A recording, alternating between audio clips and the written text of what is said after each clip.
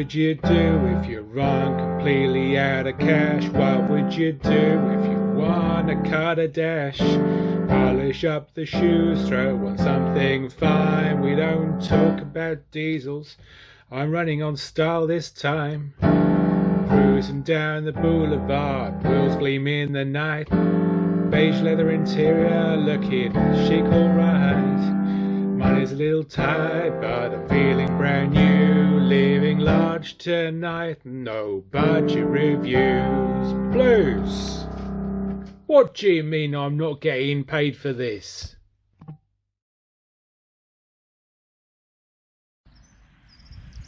One of the cars I've been trying to get on the channel for quite a long time is a K12 Nissan Micra. I've done a K10 in 2021. A little bit later that year I did a K11, did a K14 in 2023, and now we've got a K12. The only one I'm missing is the K13, which to be honest I'm not particularly looking forward to. I drove one of those some point last year and it wasn't very good. Anyway, so the K12 was made between 2002 and 2010. This is quite a late one, to 2009. This is actually a second facelift car. There were two facelifts about 2004 and then again in 2007. This is an Acenta model. It's not the base model, but it's nowhere near the top of the range. Things like the 160 SR were towards the top, and we've got things like no fog lamps and wheel trims on this. So similar in some ways to a Clio underneath, although the engines are not the same. They are Nissan engines. We're still in the early days of the Renault-Nissan sort of alliance really with this, that thing that continues to this day. Like the K11s, these were sort of, I don't know, styled to look a little bit, what's the word, cutesy. And so they're not very masculine cars at all. I imagine most of the people who bought these, a bit like the K11s I think, would have maybe been ladies, which is fine. There's nothing particularly wrong with these cars. It's just I don't feel comfortable driving too far in something like this. It just looks a little bit too unusual for me. Anyway, we'll open up the boot. One thing you can do with these seats actually is you can slide them forward. So the boot looks a little bit small, but we can make that better. Obviously we've got this this part here at the bottom if we need to push it forward a little bit, so the cover will come with the seats. But it looks fine. It's a typical kind of super mini boot of the era really. Can we lift this up somewhere? Yeah, we can.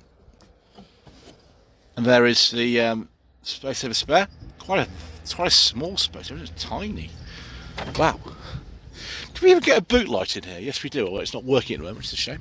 Never mind. There's a little handle here in case you are not very tall. You could get a 3-door, of course, as well. This is a 5-door. Let's see if we can get these seats to work in the back, viewers. Let me just identify where the handle is. Okay, handle is down here. Are we still all the way forward or something, or is it just a bit stuck, or do I need to sort of wiggle my bottom a bit more to get that? Anyway, it's down in the middle here. Maybe it's just not very cooperative today. The seat backrests do split, although the cushion down here is one piece. Yeah, it's okay. I mean, it's interestingly styled. These interior door handles and the door pockets are interesting, although there's not really much you could get in there without it falling out. So this has got some. A lot of cars don't even have them. I wonder if you can unzip this part of the seat if you want to clean it or something.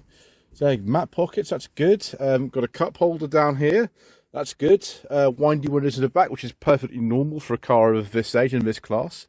Headroom seems okay if you sit up properly, which I was not doing a minute ago. It's okay. Although my head is touching the roof a little bit, which is the same, to be honest, as something like a Mark II Clio.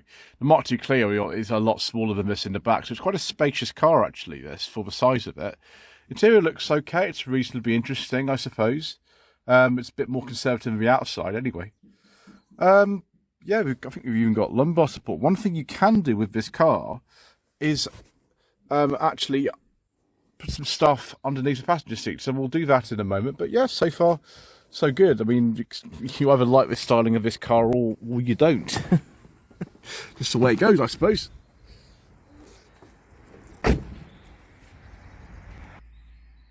Right, here we go. That's actually a really easy and neat feature of the car. I mean, if you wanted to just hide things under there, that's really, really handy. It's very easy to use as well. Perfect. Well, that's a useful little thing. The door pockets are quite narrow, so I imagine that's one of the reasons why we've got that. Dash is probably hard, but then everything else in the class pretty much was at the time as well. At least your instruments are quite thoughtfully laid out. There's no real confusion as to where anything is. Stereo looks pretty simple.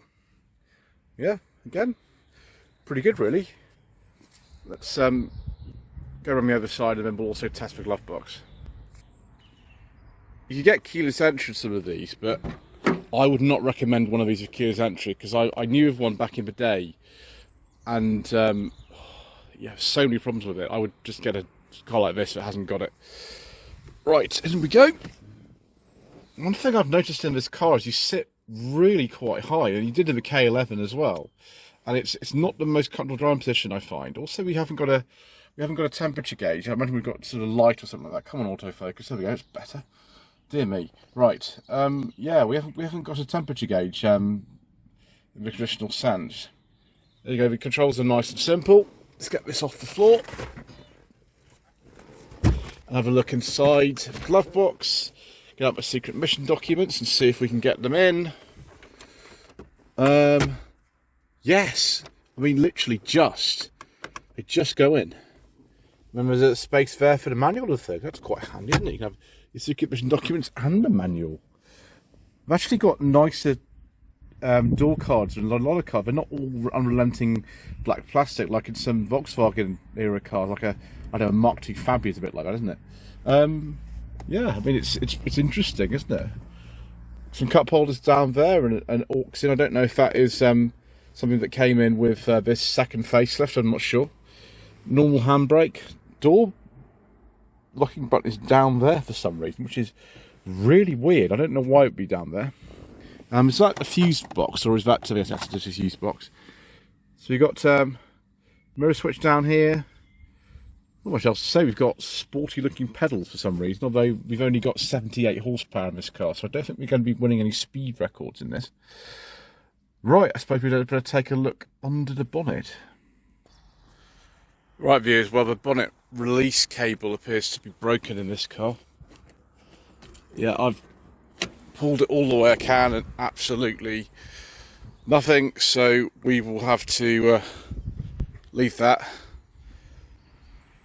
This car's headlamps don't look too bad, but they can obviously sort of go a bit cloudy, which I have done at the top. But I've seen far worse on these, even really early ones, sort of pre-facelift ones.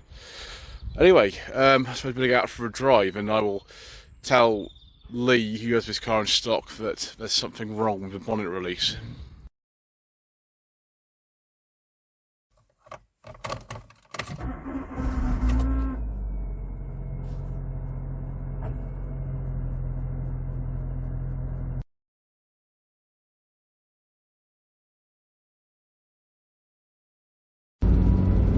First impressions of this car are just how easy it is to drive. It's incredibly easy. The steering's really light because you sit so high up and you've got these enormous headlights with these peaks on top. You can actually get a very good idea of where the front of the car is. Helpfully, Nissan also indicated 30 miles an hour in red because the K11 was a really, really popular car with driving schools in this country, and I imagine Nissan hoped the K12 would be as well. The engines available in one of these were a 1 litre with 64 horsepower, which was discontinued in 2005. Probably not a very popular option. It was only available with some of the lesser specifications. Then this 1.2 with 78 horsepower, which I imagine made up the majority of sales for it. 16 valve units. It's not the same engine as in the K11 at all. It's a different engine. Above that, there was a 1.4 with 87 horsepower. That was supplemented in 2007 by a 65 brake horsepower version of a 1.2. Top of the range was in the 160 SR and some of the models. It was a 1.6 engine with 116 horsepower, confusingly. And I don't think there are any diesels available either, which is surprising. This car does 0 to 60 in I think 13 seconds or something like that, but it feels a fair bit quicker than that. I don't know why. Maybe there's a bit more torque in this. It feels actually pretty nice to drive. For whizzing around cities, this car would be really good, although there was an automatic available as well that might be more suitable, but it was a CVT, and I'm a little bit sort of wary about things like that, viewers. Yeah, the steering is even weighting up quite nicely around this roundabout. Pretty good, actually. You could get a convertible version of one of these as well. It's called the C+C, which I think was also available in pink, and sort of proves my theory that most of these cars were probably not owned by gentlemen, probably more of a ladies' car, these. But very, very easy to see out of, easy to park, easy to drive, easy clutch, easy steering. Gearbox is quite good. Yeah, the best thing about this car is absolutely the way that it drives. Imagine the 160 SR is probably quite a lot of fun as well. So yeah, it's actually quite a torquey engine. It picks up quite nicely, this 1.2. I can see why you wouldn't want the 1 litre though, that would be probably a bit slow. Don't know about the 65 brake horsepower version of the 1.2, that might be quite good. Yeah, it seems okay. It was a little bit of body lean, but so was there on a K11. That was just fine. So yeah, we did a good job sort of engineering this car. It's just they've probably limited the sales appeal of it with these looks. You either absolutely love them or you don't, and I might be in the category that says I don't particularly like them.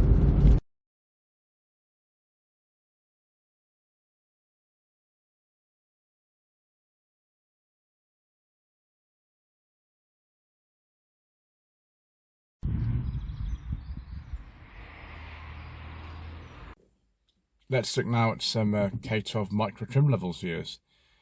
My goodness me, there are an awful lot of them. So, first of all, we've got the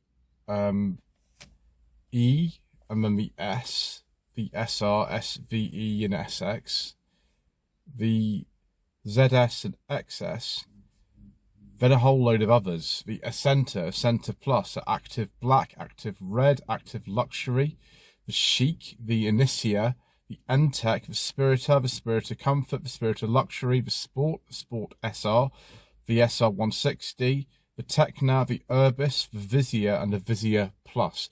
Why you need so many trim levels in one of these cars, I have absolutely no idea. So viewers, should you consider a K12 Micra for your hard-earned budget up to £1,000? Well, there are plenty of those available for under that money. In fact, these are probably one of the cheaper cars on sale. There are some little issues with these, like you know, the keyless entry of some of them, and I don't know about this starter motor, but yeah, I think they're generally sort of okay. You've got to watch for rust though. There are a lot of rusty ones of these around now. This one is fine in that respect.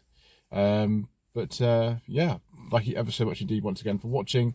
Please don't forget to subscribe to the channel, like this video, comment below, and we shall see you again very soon for some more inexpensive motoring.